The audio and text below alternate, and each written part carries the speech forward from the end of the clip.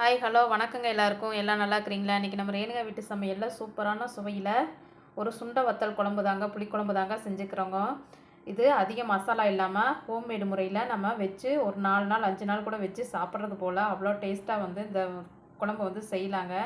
இது எப்படி செய்கிறது அப்படின்னு சொல்லிட்டு ஃபுல் வீடியோ லிங்க் வந்து நான் இது கூட கொடுத்துருக்குறேங்க. சுண்ட வத்தல் குழம்பு சாப்பிடாதவங்களுக்கு கூட இன்னும் கொஞ்சம் எனக்கு கொடுங்க அப்படின்னு சொல்லி கேட்டு வாங்கி சாப்பிட்ற அளவுக்கு அவ்வளோ டேஸ்ட்டாக இருக்குங்க இது. பாருங்கள், பார்க்கவே அவ்வளோ ஒரு அட்ராக்ஷனாக நம்மளுக்கு அவ்வளோ ஒரு மனமாக கமகமன்னு கூட வந்து ஒரு கரண்டி சேர்த்தி சாப்பிட்ற அளவுக்கு, எப்போது சாப்பிட்றத விட சாதம் வந்து கூட ஒரு கரண்டி சேர்த்தி சாப்பிடுவாங்க. அந்தளவுக்கு நல்லா ஒரு டேஸ்ட்டில் இந்த குழம்பு வந்து இருக்குங்க. நீங்களும் செஞ்சு சாப்பிட்டு பார்த்துட்டு எப்படி இருந்துச்சு அப்படின்னு சொல்லிட்டு கமெண்ட் பண்ணுங்கள், லைக் பண்ணுங்கள், ஷேர் பண்ணுங்கள், சப்ஸ்கிரைப் பண்ணுங்கள். பிடிச்சிருந்துச்சின்னா தொடர்ந்து ரேணுகா வீட்டு சமையலுக்கு சப்போர்ட் பண்ணுங்கள். நன்றிங்க. நாளைக்கு இன்னொரு சமையலில் நம்ம சந்திக்கலாங்க.